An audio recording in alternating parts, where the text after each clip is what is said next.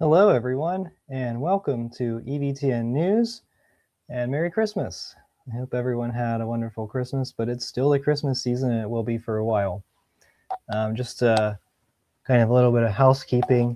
We have extreme winds, so if this video ends unexpectedly, you'll know why. But hopefully that's not the case, and we'll get moving here. So, as I expected, there wasn't much of a busy news cycle this week. Lots of the media members are on Christmas vacation, and a lot of the bishops in the Vatican are on vacation, and so not a lot of news worldwide. But there is enough. There were some stories, and so we'll talk about that. This is from Complicit Clergy. In 2021, Bishop Hicks, who is now the Archbishop of New York, announced David Salvato as his new Chancellor for the Diocese of Joliet, Illinois. Last week, Complicit Clergy, they say, we learned from a reliable source within the diocese that Salvato went missing from his diocesan job several weeks ago. The source further informed us that Salvato was married to his partner, Jacob Aguilar, last week in Naperville, Illinois. The couple had a wedding registry on the Knot, which apparently is no longer active. We were able to locate a wedding registry that was still active at Bloomingdale's. Bishop Hicks appears to have tried to conceal the problem, removing all references to Salvato from his diocesan website. So, here we go. And this is in Complicit Clergy, so let's just take a look. You can see several photos here. And this is on the Complicit Clergy website, so you can, I think I have a link to Gloria TV, but there's a link in that article. And this is what, yeah, this is what, and then someone asked Pope Leo why he chose Bishop Hicks, and he said, I can't comment. Yeah. All right.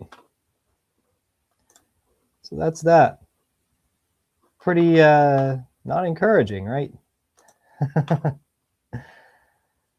So that's pretty questionable. Okay, what do we got?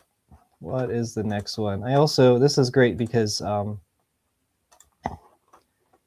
have lots of media opportunities here. Let's see. Okay, and I'm going to play this YouTube video for you. Let me just display it. There we go. A little bit bigger. And I'm going to play this video from the USCCB. Hopefully there's not a huge copyright problem.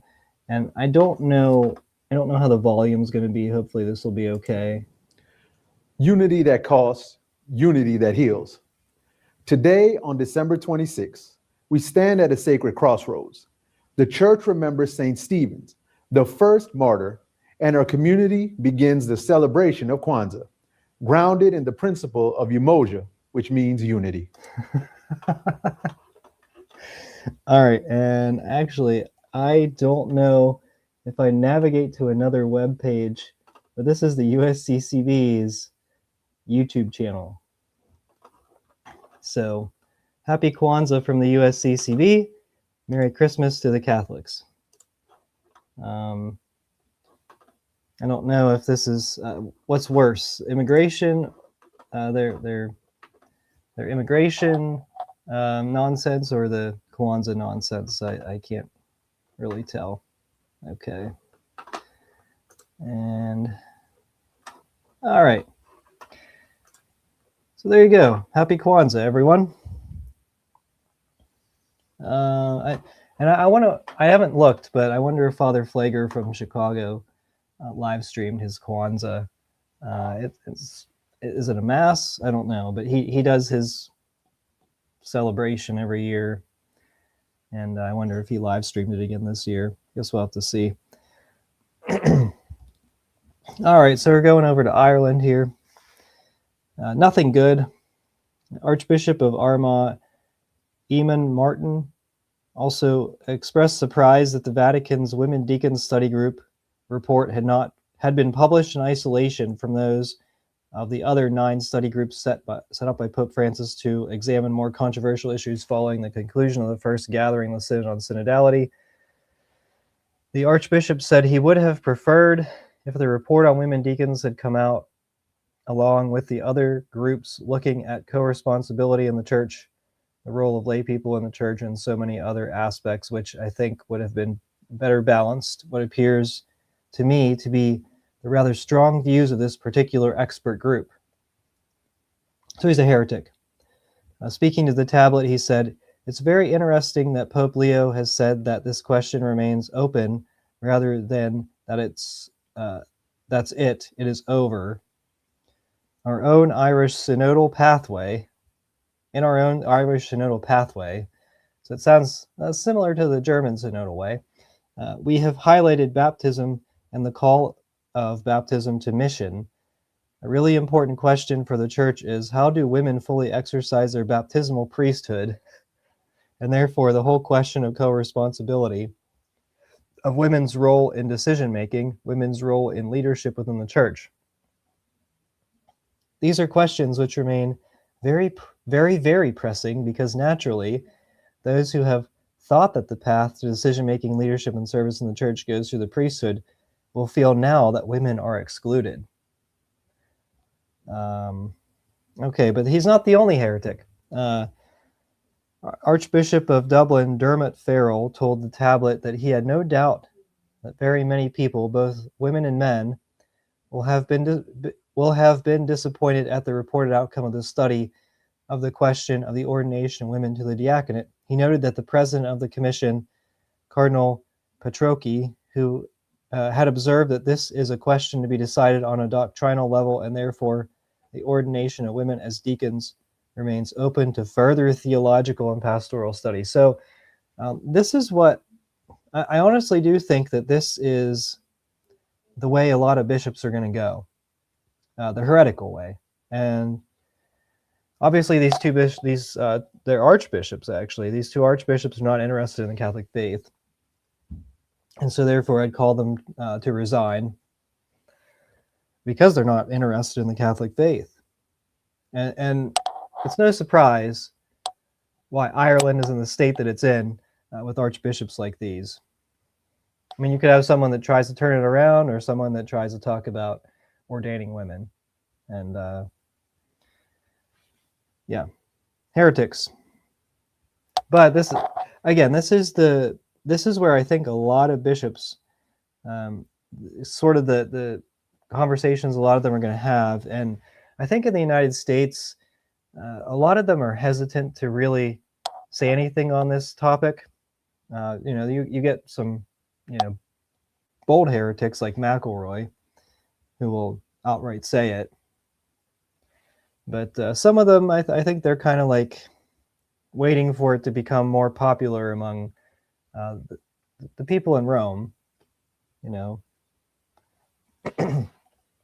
And so I do think you're going to hear increasingly this type of conversation.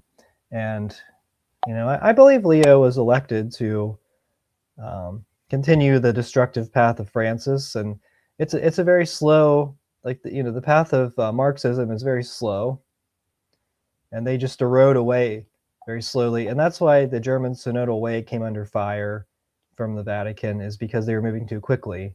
They were moving ahead of the game, because Francis was headed in the, he's headed very directly in a heretical direction, but very slowly as well. And the German bishops were moving too fast for the Vatican. And so that's why there was some conflicts there.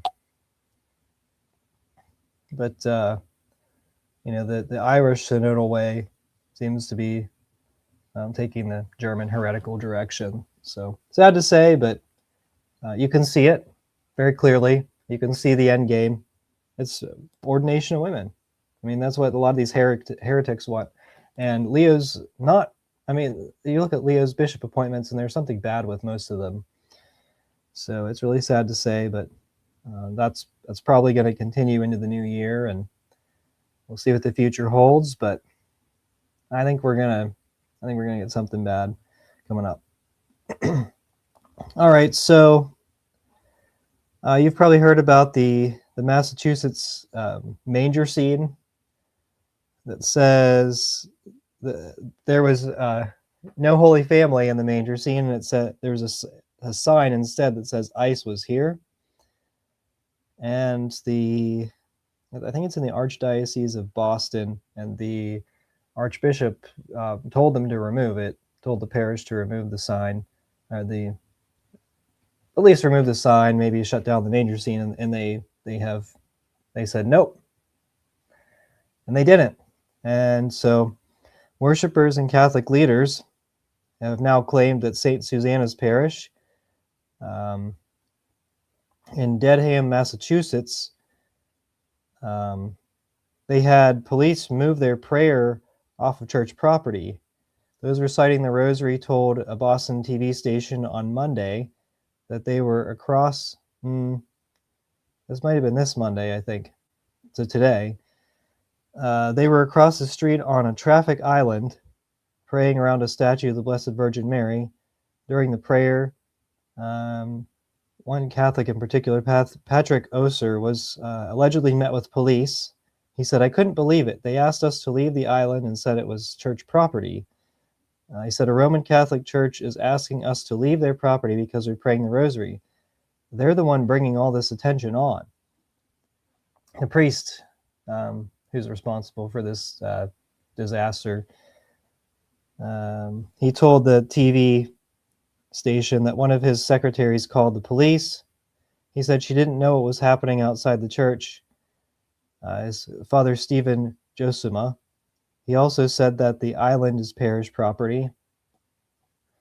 And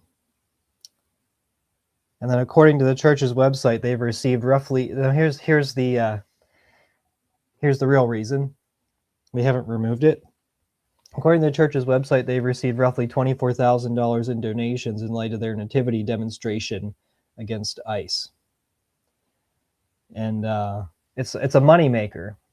And so, of course, they're not going to shut it down. That's the real motivation here. It's really to draw attention to themselves and turn their parish into a political stunt. And so these people pray in the rosary. I don't know. I didn't hear anything about them until the police told them to leave. So they're not welcome to come onto Catholic Church property and pray the rosary. Shut them down. Get rid of this priest. He's not interested in being a priest. He's interested in being a political activist. That's pathetic. But that's just what the priesthood has become in the Church of the New Pentecost. Okay, well, that's all the stories I have today. So I hope everyone has a very happy Kwanzaa season. The USCCB in particular. And until next time, thank you so much for watching. We are the laity, and we will not be silent.